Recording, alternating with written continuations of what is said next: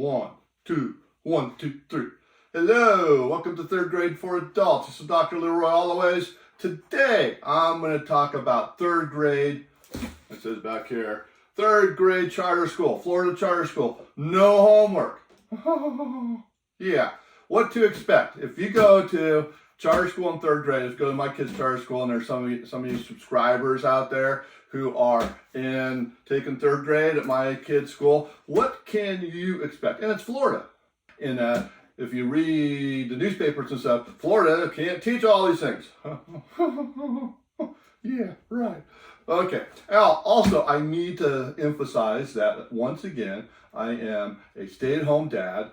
I have a PhD in engineering, bachelor's of science in math, but I'm a full-time stay-at-home dad of fourth grade twins. Last semester, third grade, or last year, third grade, now fourth grade. They promoted. Third grade is a nightmare on promotion because it's the only grade that they can actually not be promoted in. Kind of interesting enough. My twins are in different teacher pairs. And what I mean by different teacher pairs is one teacher, both kids have two teachers. There's a homeroom teacher, and homeroom teacher, one of them, for example, this year, one homeroom teacher teaches social studies, ELA, English Language Arts, and reading. And then the other teacher teaches math and science. And they do what my kids call switch or root. They switch around lunchtime or so. And I like it. I like having different teacher pairs. I really do. And I like having my kids separated. And they've been separated with different teachers all the way since pre-K. So, all four teachers say, in third grade, there's no homework. Oh, yeah, there's no homework. However, they have to do a report, and it has to be done at home. They need to make a poster at home. What does that mean? There's no homework. We've got to do a poster at home. And one teacher asked, I need to pick an American hero. And I sent in 3 different names, and so she ends up picking one of them. And I'm really happy with this American hero, and I picked Ruby Bridges. And so one daughter did Ruby Bridges. Now, again, what I really wanted my kids to do is I wanted my kids to do all the writing, as much of the writing as possible. Now, printing out pictures, I'd help them print out pictures, but I went through pictures with her and allowed her to pick the one she wanted to print out. And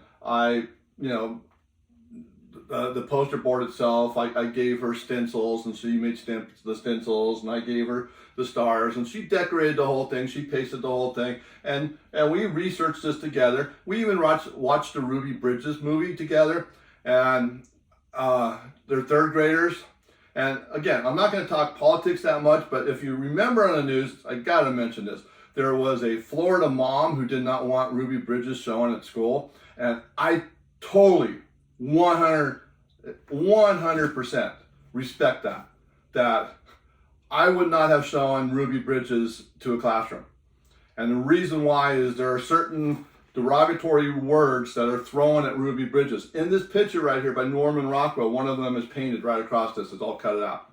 There's no way I was going to put that on a poster board and send it to school and have it on the wall. No way in the world. But there's no way I would show that movie to second graders, and then next thing you know, one second grader is calling one of their friends out on the playground a word that starts with the letter N, and the parents are coming in and say, "Woo, your kid has been suspended because they are using derogatory words on the playground." Yeah, why in the world would you want to show that movie at school? I had a lot of explaining at home, but my kids got it. My kids rooted for Ruby Bridges, both of them. I love it. Now, I don't have the other one that was no homework, and that child is kind of the math guru in my family, and her teacher assigned a American hero to her, and that was Katherine Johnson. That particular poster, I don't know where it went, but my kid, we watched Hidden Figures together, and we discussed Katherine Johnson, and my daughter was really happy with that, with that pick. I was really happy with that pick. The teacher nailed that pick because she knew what my daughter's strengths are, and I just love that. Again, this is about not doing homework. Not doing homework. With not doing homework means I don't have to do work at home. Yeah, explain this. Okay, gotta make a poster on a tribe. Ha ha. This one picked Sue. Actually, she wasn't picked Sue. She was assigned to Sue.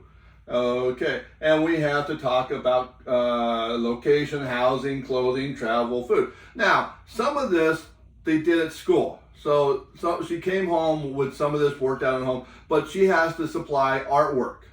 And she could sit, and she needs a poster. Okay? So they're not making the poster at school, they're not doing the artwork at school, and I'm sitting there going, what do you mean?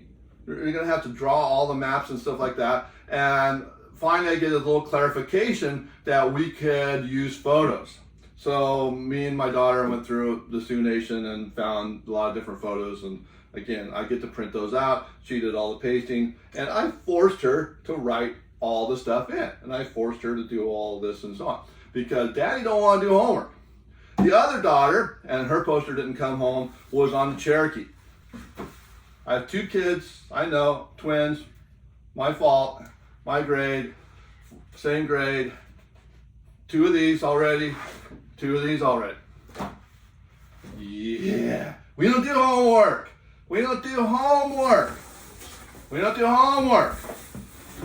Yeah, right. Kids have to invent something. They need an invention fair. And they have to have a working model. Oh, we don't do homework. Oh my God. Okay, first off, gotta make a working prototype. I'm a mechanical engineer. I teach this. I teach how to make prototypes. And the kid has no idea what she wants to make, and I have no idea what we want to make either. So I'm walking around the house trying to find things, and I help her invent the thing that you really don't want to do. And please don't do this at home. Do not make a roller skate with, training wheels. That'll break your leg. But she loved it. She wanted to try it, and I said no way. And she wanted to try them with it on. I'm saying no. So we made a rollerblade with training. Now, I need to clarify that, I made a rollerblade with roller skates. Now, she got to do this part. We sat there and she wrote this up in her book. She had a notebook. She wrote all this up in the notebook. She had to write this stuff over here in her notebook. But again, it has to go on to a poster board. And the amount of time and effort it takes to get the kids to write this on the poster board with all the different steps and so on, it's not worth, I'm not patient enough on trying to get them to do all the writing. And they're not patient enough either. So again, no homework. Daddy does it. Really. The typing part. I've got 2 kids. I'm thinking Invention Fair. Only 1 student. Oh no. Now, that teacher did very little in the class. This teacher did a lot in the class. And this is my daughter's own design. She called it the cut or draw. And that is a device that had a pair of scissors, and you can turn it over and you had a pencil on it, and you can draw circles and so on. All her own idea. 100% her own idea. But again, a prototype has to be made. And so I looked at it and said, I can add a straw to it and we can make this. And she loved it. And again, she wrote all this. She did all the research. And that's the thing about this particular teacher I loved. She did all of this in the class. She had her own drawings. It was her 100% her own ideas. The only thing that she didn't know how to do was how to implement it. And she had an idea on how to implement it. And I showed her a little bit easier one and she went with that. But again, 3rd grade, no homework. Oh my. Okay, we got that one, we got that one, we got 2 of those, we got 2 of those. You get an option. Science fair. Do you do your own project or do you do the class project? Now the class project, the teacher works them through the class project. And the teacher comes up with an idea. It does not have to go to be considered to be in the countywide science fair. but they still have to make like a PowerPoint presentation or to do that. They don't have to write any form of report for the third grade. And fourth grade gets a little more complicated. Fifth grade gets a little more complicated. But so the teacher sends home this this package that has to go into notebook. Okay, it has to go in there. And what I mean by that is teacher wants it all the pages glued in, so they have a little grading rubric here. If you're going to do the STEM fair, the science fair, what the board looks like. So all of these types of things. And there's a little more information there. But then you have a topic, what you're going to write about. Then you have a question, and the question has to, again, I want my daughters to write up all this. And after a while, though, I would help her write it up, and then she would write this in. And one day, I typed it in, and the teacher wrote back, "Yeah, that's a good idea." In other words, my daughter doesn't have to write the whole thing in the book.